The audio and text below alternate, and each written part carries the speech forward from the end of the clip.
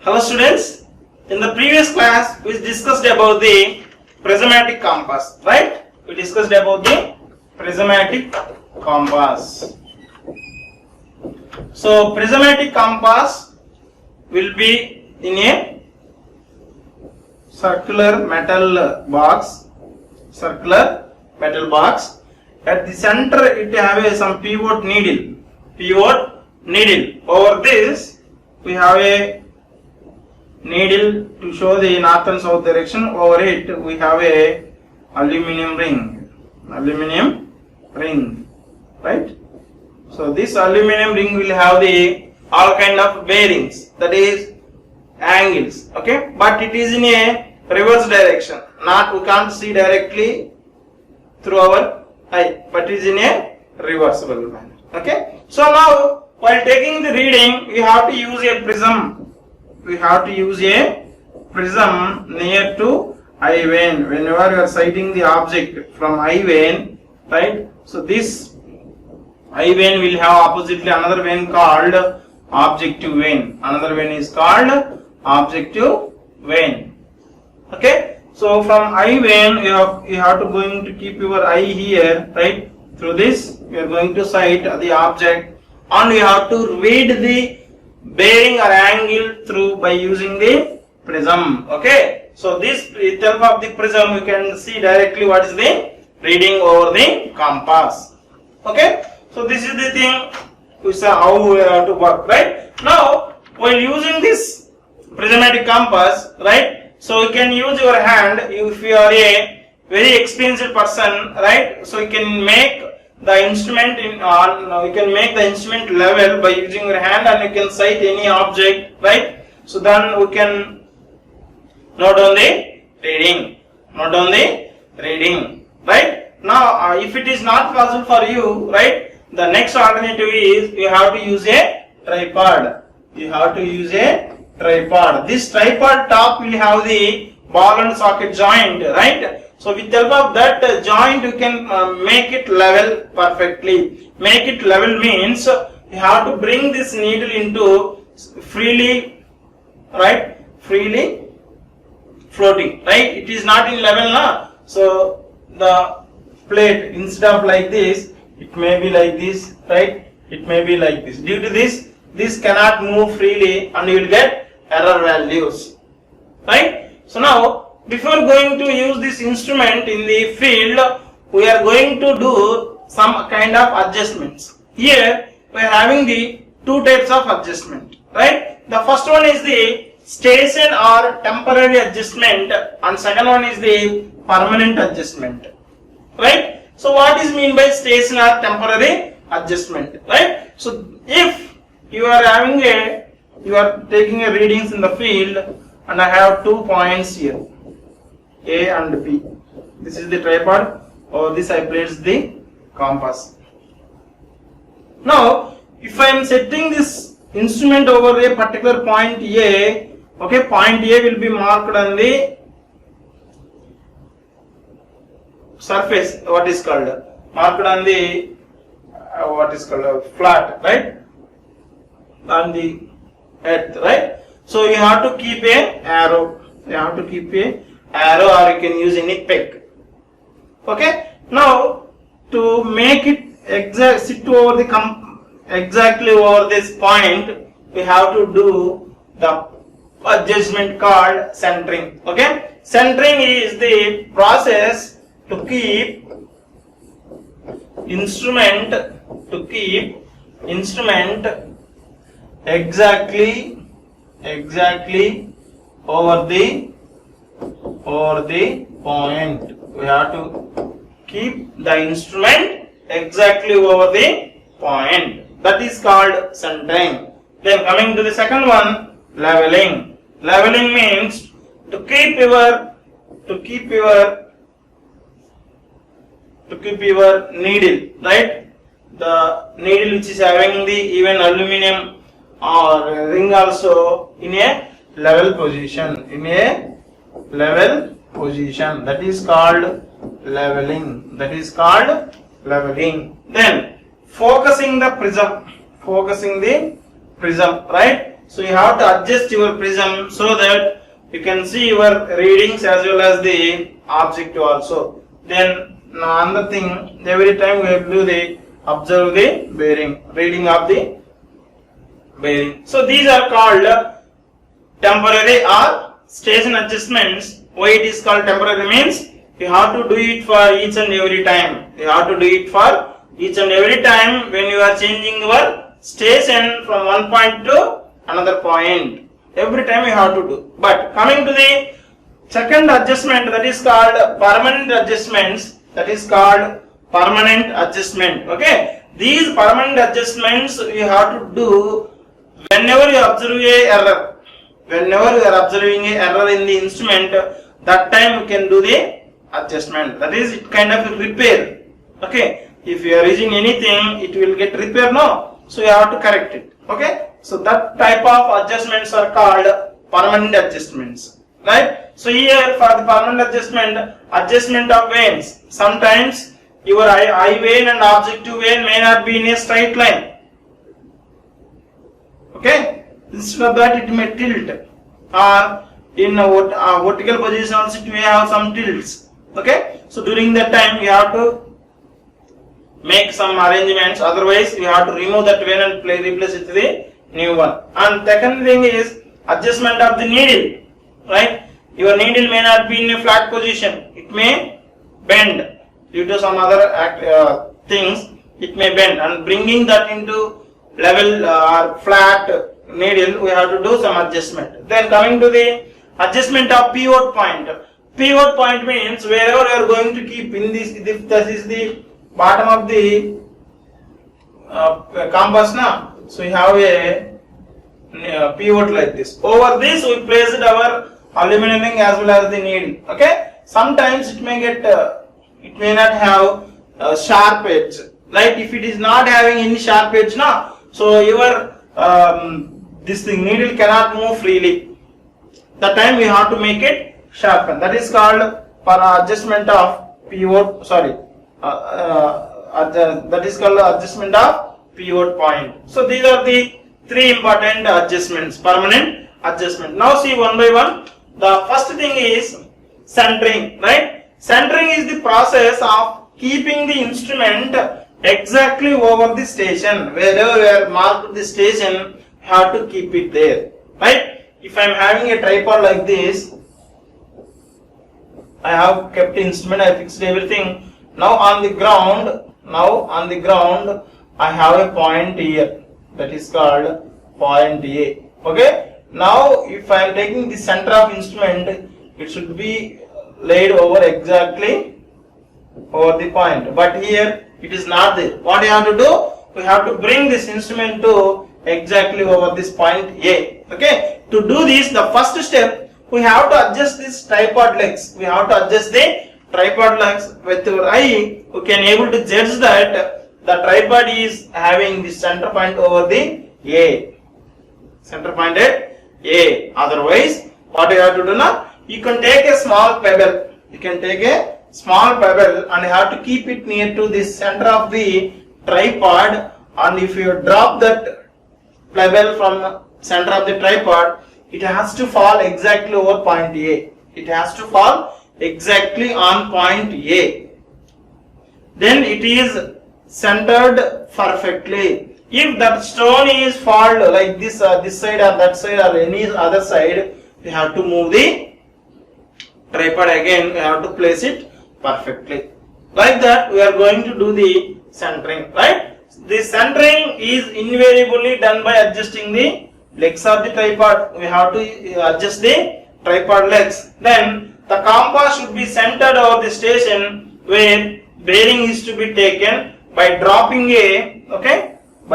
a small piece of stone that falls on the top of the peg marked on the station. We have to take a small pebble or stone. You have to drop it from center of the tripod to the down, right? It has to fall exactly over point A. Then only it is centered perfectly. Otherwise, you have to move again your tripod legs. Again your tripod legs you have to move and bring it to the exactly over that point. Okay, that is called centering. Then next, leveling. Okay, leveling. What is mean by leveling? To bring that aluminum ring into flat position or level position is called leveling. If the instrument is hand instrument, it must be held in hand in such a way that the graduated disc, that volume, aluminum disc, right? It will be a very big one, no? Round circular one, right? It should be spinning freely and appears to be level. It should not. It will be like this. It should not be like this, or it should not be like this. Due to these two cases, you will get wrong value. It is not freely movable, and you may not get correct results. You have to place. You have to keep your aluminum disc in this position. Then only it will move freely. Okay. So to bring like this is called the process is called leveling. Right. Graduated disc is spinning freely and appears to be a level as judged from the top edge, right? Now the compass should be then be leveled by eye by means of a ball and socket joint, so that the ring may spin quite freely. It should be clamped when leveled, right? So if you are keeping in your hand, with your experience you can bring that into level. Otherwise, if it is not for you, right? You have already told we have to use a tripod setup, right? At the top we are having a ball, right? Ball and socket joint. Okay, so ball and socket joint. With help of that, you can move your instrument whatever position you want. Alright, like this. 360 you can rotate and you can bring the instrument into a level position. You can fix into that position. Okay, that is called leveling. Okay, next, focusing the prism. Right now, the prism attachment is slided up and down. Right, you can with help of prism, you are going to read the even you are going to cite the object as well as the readings you have to read. Okay, so the prism attachment is slided up and down or for focusing till the readings are seen to be sharp and clear. Okay, normally if you are taking if you are thinking if you are taking it as a compass, okay, here we will have a prism setup. Here the inside prism will be like this, triangular one. It will be set up like this. We have a slit here. With the help of your eye, you are going to watch this reading, right? So you have to, you can move. Here we have a pivot now, so you can move up and down. Then you can see the readings on the aluminum disc perfectly and clear, sharp and clear. Then coming to the observing the bearing. So this is the actual procedure or working procedure to get the readings. Okay. Now center of the compass over the station A and level it. Center the compass, we have to do centering as well as the leveling. Okay, and level it. Then having turned a vertical prism and sighting the vane, rise or lower the prism until the gradations are clearly visible. Already in the last thing, focusing thing, we have to do focusing. Then turn the compass box until the ranging rod. Once you make your leveling and centering, right, you have to adjust your prism. Third step is adjusting the focusing the prism, so that you are going to able to see the reading in the compass with very clear and sharp. Okay, then you have to turn your both compass in such a way that your eye vane and objective vane has to bring, right? Initially it is like this, but I have to, my object is there. What I have to do, I need to turn my compass so that from my eye I am going to sight that particular object. Okay, so my side in the prism, if I am taking it, this is compass, eye vane should be near to my eye and objective vane is towards the object, right? So now I am going to bisect from my eye vane to objective vane. In objective vane we will have a harsh thread, right? Harsh hair is there now. So with the help of that hair, I am going to bisect the instrument or what is called object. I am going to bisect the object. Then I can start taking the reading by seeing this prism. Through prism I can mark it. Turn the compass box until the ranging rods at station B is bisected by the hair. Is bisected by the hair of which one? Objective vein. Hair of objective vein. Look through the slit above the prism. When the needle comes to rest, look through the prism and note down the reading. We have to look through the prism. At same time, we have to take the reading. Right? So through the reading as well note down. Next, permanent adjustment. Already told that if it is a compass is having any error, we have to do the adjustment. But in case of temporary or stationary adjustments, we have to do it whenever they are changing the station. That's why it is called station adjustment. Now you can see adjustment of sight veins. Adjustment of sight veins. Already we know that compass should have both objective vein and what is called eye vein. There, the both should be in a single line. Both should be in a single line. If you are seeing from your eye vein, no, objective vein, that hair also will be in the same straight line. If it is not there, we have to adjust the sight veins. Okay. To bring the sight veins into a vertical plane when the instrument is leveled. Once the instrument is level, we can able to see from eye vein to objective vein in a single sight vein. Right. If the vertical hair in the objective vein or slit in the eye vein is not seen parallel to the plumb line, remove the affected vein, and either file the higher side of the bed or insert the suitable parking under the lower side. If it is not perfect, no, you can remove the vein, I can replace, or you can do some minor repair to make the sight veins adjustment. Okay, so this is called adjustment of sight veins. Next, coming to the second one, adjustment of needle. Right, adjustment of needle. Adjustment of needle will be bring in two cases here. One is sensitivity, another one is balance the needle. One is sensitivity, another one is balance the needle. What is mean by sensitivity? Sensitivity is it has to normally needle has to move freely. It has to move very freely. Okay, if it is not moving freely, its sensitivity gone. Right? Now the needle loses its sensitivity either by loss of its magnetism or by the pivot blunt. Pivot blunt means the pivot of that particular thing has to be sharp. If it is not sharp, if it is like this, no, right? It won't move freely. Then the sensitivity is got over. That's another thing is it may lose its magnetism, right? So here we have to what kind of adjustment you have to do it here? You have to remagnetize, right? We have to remagnetize to bring making some material or metal into magnetism. We have so many methods. So we have to remagnetize the needle, and pivot can be sharpened. Instead of keeping like this, we can sharp like this and we can replace it and work with the needle. Then coming to the second thing, balance the needle. Okay, due to dip is the declination of that particular compass needle. Whenever you are going to near to the poles, or if there is any local attraction, because of that your needle cannot be in a horizontal position. It will be tilt. It will be declined. Due to that, the needle may not be balanced on its pivot. Always, if you are placing this, you have to see the needle like this, right? Due to dip, it is having declination. Okay, downward declination. So your needle will become like this. Okay, so due to that reason, it is going to in a balanced position, right? So remove the glass and slide the counterweights. Okay, we have to keep counterweight here, some weight here. Then we can bring into normal position. Then coming to the third one, adjustment of pivot point.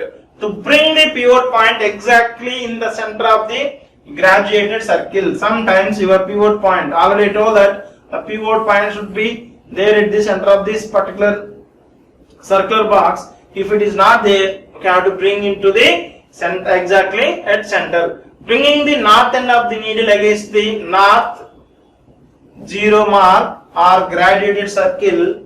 Note that the reading of the south end of needle, if it does not read 0, right? We have to keep first. We have to check this. What we have to do? You have to bring north end of your needle. Okay, we have a north end of your needle.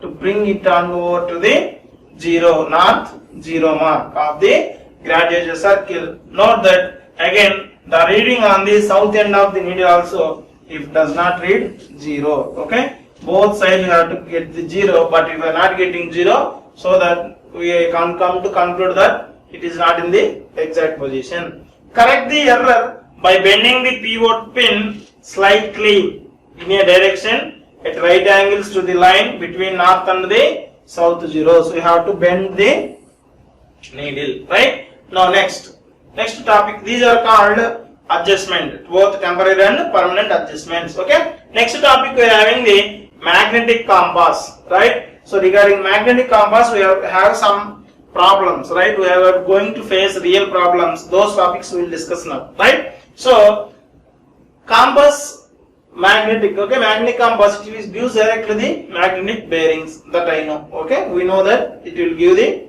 bearings. Now coming to the topic called dip, already the term came in the adjustments, dip, right? So dip is the inclination of magnetic needle with the horizontal, inclination with the horizontal, okay, it has to be in straight line over the pivot, but it may move like this. Normally this tip will be vertical, right? Whenever you are placing magnet freely, right, by using a thread or anything, it has to float, it has to be in a straight in horizontal plane, right? If you are going towards poles, okay, it will become like this, vertical, okay. So that is called dip. That is the inclination of the magnetic needle with horizontal. I have to, this is horizontal. If you are having this kind of theta, that is called dip. If it is in a perfect position, there is no dip, right? Northern end is deflected down in the northern hemisphere. If you are going to north pole, right? If you are taking earth, this is the north, this is south pole, north pole. If you are from equator, you are moving towards north, your north side dip will become like this. If you are taking, this is north, this is south, it will reflect like this. If you are coming to the south, it will reflect like this, right? So while the southern end is reflected down in the southern hemisphere, okay, here northern, this is southern hemisphere, okay, that is called dip. The dip is 0 at equator. The dip is 0 at equator. Please note down, it is very, very important point. Dip is 0 at equator and needle will remain horizontal, right? At a place near 70 degrees north,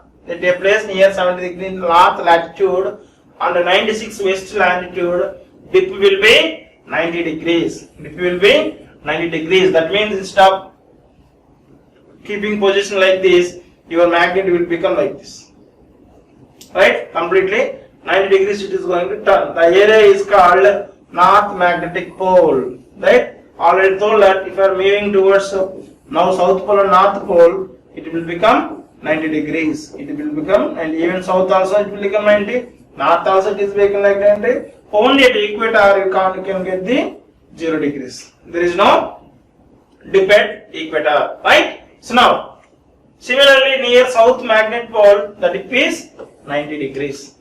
Okay. Next, magnetic declination. Till now we saw that it in a vertical position. Now we can see horizontal position. It may have some declination, right? Now it is the horizontal angle between the true meridian and the magnetic meridian shown by the needle at the time of observation, right? So at the time of observation, here you can see this is the true meridian. Due to some local attractions, if there is any metals or iron ore or any electrical poles, right? So during that reason, your magnetic needle can't show exactly the true meridian. It will have some deflection towards the original position. That position is called magnetic declination, right? So that magnetic declination may be towards the north, south. This is towards east. Here, from true meridian, magnetic meridian is towards west. Right? Now, if magnetic meridian is to the right side, right side means for us it is right side. What is the right side here? Which direction? East, right? It is a eastern side of the true meridian. the declination is said to be eastern or it is a positive. It is a positive. Next, if it is to be left side, if it is to be left side or towards the west direction, right? It is the declination is said to be western or it is a negative or it is a negative. Okay. Next, the declination at any particular location can be obtained by establishing the true meridian from astronomical observations, right? And then reading the compass while sighting the along with the true meridian. We have to. So it is very difficult to find what is the true meridian, right? Already told that true meridian is that exact north-south direction is called true meridian, but we can't find very easily. But from astronomical observations only you can find it. After establishing your true meridian, then you can keep your what is called needle, so you can know what is this difference between these original true meridian and magnetic meridian. Okay, so we have to do like that. Okay, so you have two important terms here. One is isogonic lines and agonic lines, right? The line drawn through the point of same declination, points of same declination. I am getting theta 1 value here now. So if I am moving into a line, okay, so that complete line of path will give same angle of declination. That lines are called isogonic lines. That lines are called isogonic lines. Next, agonic lines. Agonic line means the line made up of points having zero declination. Where you will get zero declination? When you are moving in a straight line, both your true meridian and magnetic meridians are exactly overlap with each other. That line is called agonic line, right? Now we will see the variations in the declination, right? We have so many reasons. Okay, what are the reasons? How we are going to find the true meridian from the magnetic meridian with help of how it is located east and west side. So magnetic declination. Okay, why this magnetic declination will vary? Okay, it based on the time, and based on different conditions, the variation will be there in the declination, right? The value of declination at a place never remains constant but changes from time to time. It will changes from time to time. So there are four types of variation in the declination, that is diurnal variation, that is daily variations, annual variation, that is yearly variation, then secular variation and irregular variation, right? We will see first one, what is diurnal variation. This is variations in a day, right? So if we are taking, the variation will be more during the daytime and less during the night time. More during the daytime and less during the night time. Then more at magnetic poles and less at equator. This point you know. If you are moving towards north or towards south from the equator, your declination will become more. That point we know, right? Why? Because at equator the value is 0, declination is 0, and if you are going to poles, it will be 90 degrees. It will be 90 degrees. Then it will be more in summer compared with the winter. Based on season also it is going to vary. Then changes from year to year also. Changes from year to year also. The daily variation of magnetic needle as much as 10 minutes. Maximum it will be 10 minutes. Okay. Next, annual variation. Okay, annual variation means I already told that it is a variation in a yearly period, right? So the declination has to swing about 1 minute to 2 minutes, but it will vary from place to place. Even that 1-2 minutes also it varies. Then coming to the secular variation, right? Secular variation is long term period, approximately 250 years. For a period of 250 years, what is the variation? That is called secular variation, right? It follows a roller coaster, right? Sine curve pattern. It swing like a pendulum. What are the pendulums? It like sine curve, like this. It will vary. Okay, pendulum will move like this now, freely for keeping. Okay, so like pendulum pattern, it is going to vary. Then coming to the fourth one, irregular variation. These are due to magnetic storms, right? Magnetic storms, earthquakes, right, and the solar influence. That kind of things will be happen in case of irregular variation.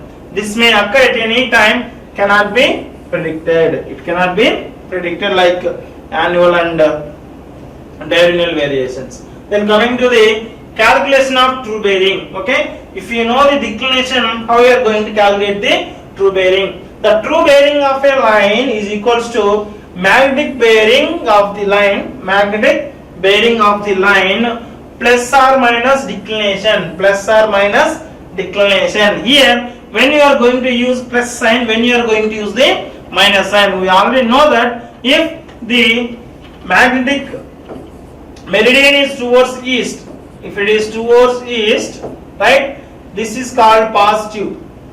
If the magnetic meridian is towards west, this is called negative. That is called negative, right? Here use positive sign when declination towards east, and use negative sign when it is towards the west, right? Now we'll see a problem based on this. A magnetic bearing of a line is 48, right? Magnetic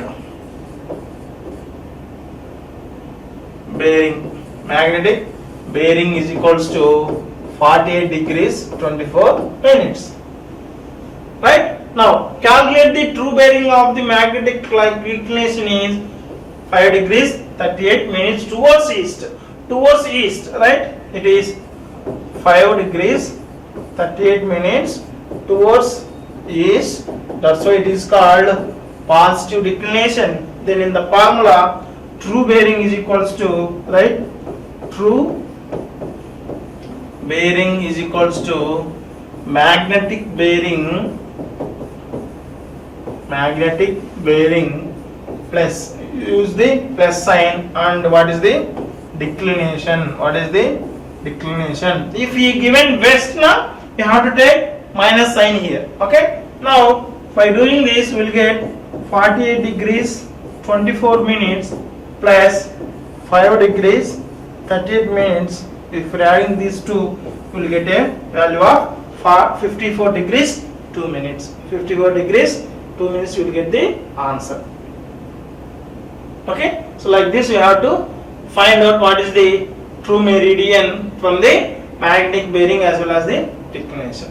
And then the last topic in this first unit, that is local attraction. Local attraction means if we are having a magnetic, right, like this may decline towards if there is any magnetic object. Okay, if there is any metal. Okay, since it is a magnetic material, no, so it will get attract towards the any iron pole or electrical poles like that. Even a wire which is carrying electricity, right, it will generate some magnetism, right? Due to that magnetism, our needle will get deflect. That is called local attraction. Even whenever you are doing a survey, right, that area, if there is having iron ore, right, iron ore is a metal, it contains some metal, no, so due to that it will have some deflection. That thing is called local attraction, right? So now you can see a compass needle is affected by the presence of masses of iron and steel, such as lamp post or electrical cables, steel girders. They may deflect the needle, and the effect of the disturbance is called local attraction. It may affect the deflection, that is called local attraction, right? Due to local attraction, the difference between fore bearing and back bearing, the survey line will not be equals to 180. It may have less or greater than 180. So by that we can know that if there is any effect of local attraction or not. Okay, so you have to check with that. The observed bearings of the line affected by local attraction are corrected by starting from the unaffected line, and the correction bearing of the successive lines are to be corrected, right? So you have to know where, from which point onwards the what is called error happened. From that position you have to correct it. At every point you have to do the correct bearings. Okay, so this is called local attraction, and this is the last topic in the unit 1, right? So in the unit 1 we discussed till now, right? What we discussed: introduction of a surveying and what are the different classification, principles of surveying. Then we gone for the horizontal alignment, horizontal measurements. So what is mean by surveying? What is field book or what is the field work? Then what is the chain, tape, classifications, corrections, right? So now again we saw the what is mean by compass survey and what are different types of bearings and magnetic meridians. Then we saw the prismatic compass. Then we saw the magnetic inclination, right? So like that we studied in the first unit. Okay, so thank you.